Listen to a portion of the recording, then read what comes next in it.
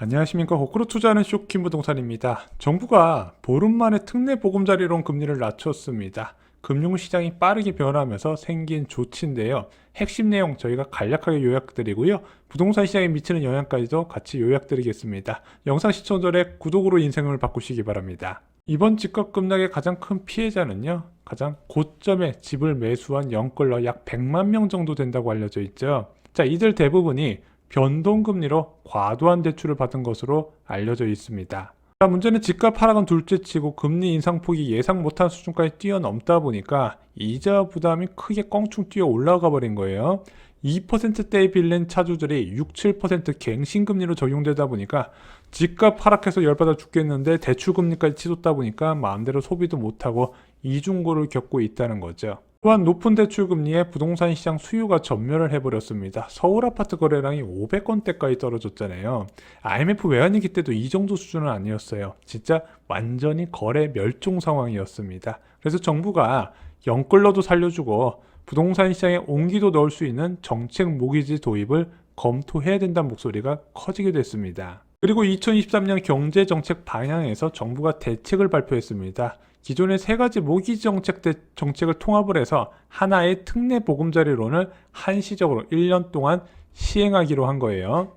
자, 그리고 1월 11일 날 정식으로 발표가 됐습니다. 1월 30일부터 4%대 고정금리 모기지론으로 주거 안정망을 확충하겠다는 게 정부의 계획이었습니다. 그래서 금리표를 봤는데 일반적으로 많이 받는 30년, 40년을 봤더니 4.9에서 5% 정도 5% 전후의 금리가 나왔네. 그래서 이 금리 발표된 날 저희가 영상을 제작했었죠. 야, 진짜 장난하냐고.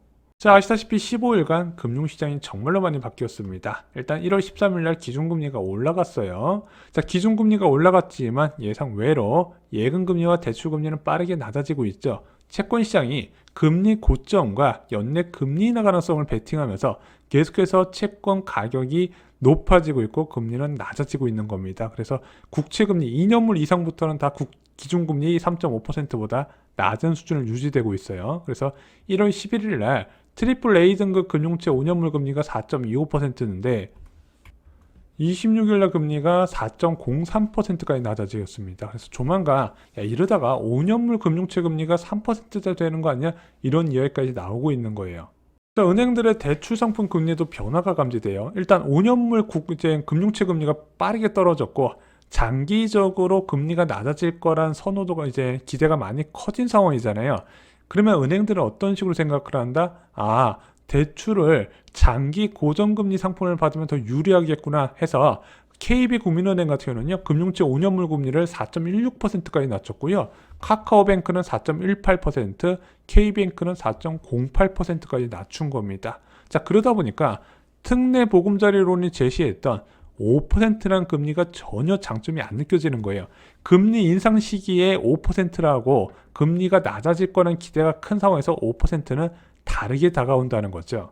그 이후에 무용론에 대한 기사가 쏟아졌습니다. 특례 보금자리론 출시 앞두고 무용론 솔솔, 금리 차이 없다 영끌족 특례 보금자리론 환승 고민. 일단은 기존에 발표했던 내용으로 보면 신규 주택 구입자는 절대 고려 대상이 아니고요.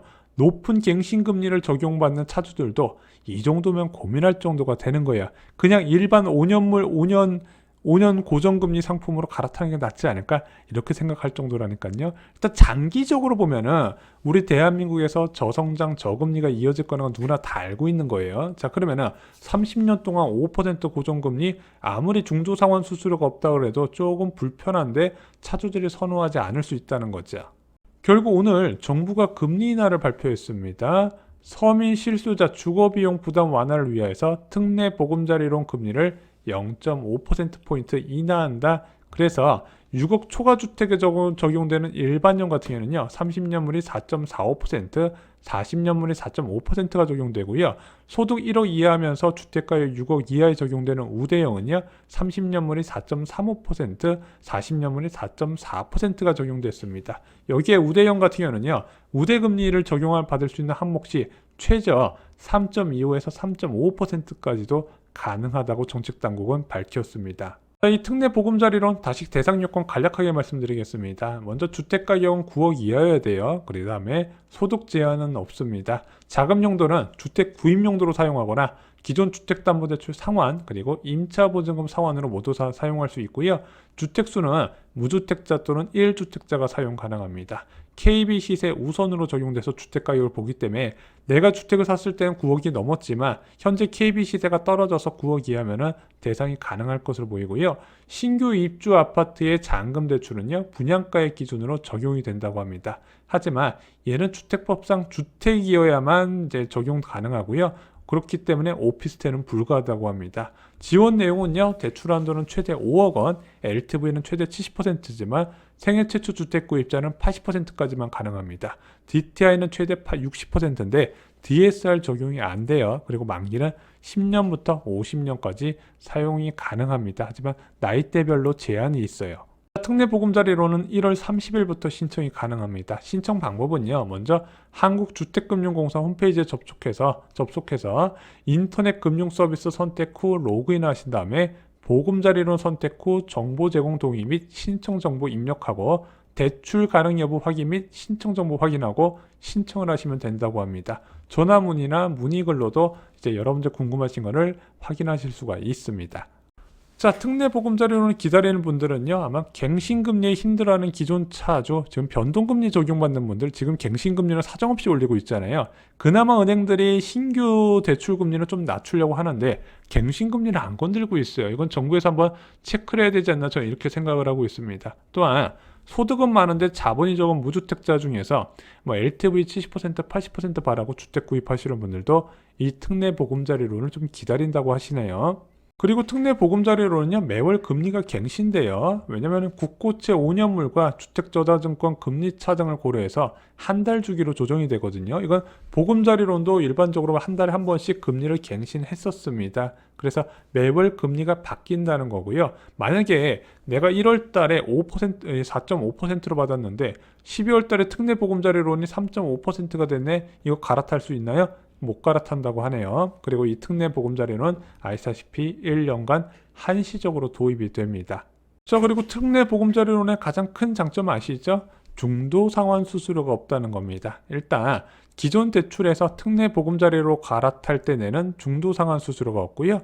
특례보금자리론에서 다시 다른 변동금리 상품으로 갈아탈 때 내는 중도상환 수수료가 없습니다. 하지만 다시 다른 금융기관의 대출 상품을 받을 때 들어가는 부수적인 비용은 내셔야겠죠. 그래서 이 특례보금자리론은 전 개인적으로 잠깐 사용하는 용도로 활용하시길 추천드립니다. 특히 갱신금리가 굉장히 높은 수준 나왔던 분들은 우선 고려 대상이 되실 거라고 생각을 해요.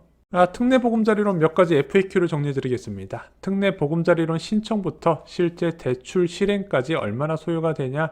일단은 30일 정도 소요가 된다고 하네요.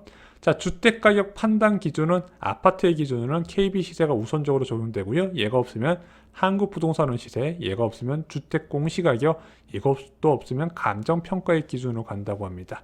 비아파트, 연립주택, 다세대주택, 단독주택은요, 주택 공시가격이 우선이고 그 다음에 감정평가 순으로 적용된다고 합니다. 차주가 원할 경우에는 주택 공시가격이 아니라 감정평가를 따로 할 수 있다고 하네요. 오피스텔, 생활 숙박시설 등도 이용이 가능한가? 아까 말씀드렸죠. 안 된다고. 주택법상 오피스텔은 준주택으로 분류되어 있어서 특례보금자리론 이용이 안 된다고 합니다. 생활용 숙박시설도 동일해요. 자, 대출 실행 후 추가로 주택을 구입할 수 있는가? 안 됩니다. 추가 주택 취득이 금지가 돼요. 추가 주택을 취득한 경우 확인일로부터 6개월 이내에 추가로 취득한 주택을 처분하거나 대출을 상환해야 된다고 합니다. 상환 기간 내에 처분하지 않을 경우 기한 이익 상실로 처리되고 3년간 보금자리론 이용이 불가능한데 이 기한 이익 상실이 중요해요. 굉장히 무서운 겁니다. 대출 만기가 안 됐는데 돈 내놓으라는 거예요. 자, 배우자가 받은 기존 대출도 특례보금자리론으로 상환할 수 있나요? 있습니다. 법적인 부부 상태만 유지하고 있다면 배우자가 받은 기존 대출도 특례보금자리론으로 상환이 가능합니다. 원래 주택담보대출 받을 때 부부는 한 몸으로 봐요. 자, 최정식 상환 방식을 이용할 수 있는지 가능하죠. 이 최정식 상환 방식이 뭐냐면요, 초기에는 낮은 금액을 상환하고 매월 상환 금액을 증가시키는 방식이거든요. 그래서 초창기에는 진짜 조금 적은 부담은 늘어나요. 이걸 왜 하나 싶겠지만은 이것을 좀 선호하시는 분들이 많이 계시더라고요. 미래에 소득이 늘어날 거라고 생각하는 분들. 그래서 이 최정식 상환 방식은요. 만 40세 미만 차주만 사용이 가능하고요. 50년 만기 대출에는 적용이 안 된다고 합니다. 자, 이제 특례 보금자리론이 부동산 시장에 미치는 영향도 좀 살펴보겠습니다. 일단은 이 특례 보금자리론, 저는 수요자 대부분은 기존 차주들의 대환일 것이라고 보고 있어요. 그래서 변동금리 적용받았는데 5.8%, 6% 이렇게 적용받은 사람이 4.5% 고정금리로 이제 중도 상환 수수료 없이 갈아탈 수 있다면 굉장히 매력적이거든요. 자, 그런데 또 다른 수요라고 할 수 있는 신규 주택 수요, 이 특례 보금자리론 때문에 집을 열심히 살까? 솔직히 저는 그렇게까지 보고 있지는 않습니다. 반전 카드라고 보지는 않은 것 같아요. 그래서 가끔 이런 6억 이하 주택, 9억 이하 주택, 이제 주택 수요를 늘리는 정책이 나왔을 때 그 아파트 가격대가 오를 거라고 주장하시는 분들이 계시지만 저는 그렇게 보지는 않고요. 일단은 무주택자가 특례 보금자리론을 이용하니 많이 이전에 주택가격 상승에 대한 기대감, 심리가 살아나야 되는데 이 심리가 지금은 완전히 죽은 상황이잖아요. 저는 개인적으로 대다수를 차지하는 무주택자의 주택 매수 심리는 전세 가격이 결정할 것으로 보고 있습니다. 하지만 여전히 전세 가격이 바닥 수준을 이어가고 있거든요. 이 전세 가격 관련된 거는 내일 오후 영상에서 좀 자세히 다루겠습니다. 좀 변수가 생겼습니다. 자, 최악의 부동산 시장 급락장에서 내 집 마련 이루시라고 말씀드렸습니다. 기존 주택 매수하려는 분들은요, 역전세 대란에 필요한 모든 정보를 담아두었고요. 자, 서울이나 경기도 주요 지역보다 더 외곽 지역의 주택을 매수하는 분들은 개인적으로 3기 신도시를 청약받으라 말씀드렸습니다. 2024년부터 본격적으로 나오게 됩니다. 이상으로 영상 마치겠습니다. 좋아요, 구독, 공유 꼭 부탁드립니다. 감사합니다.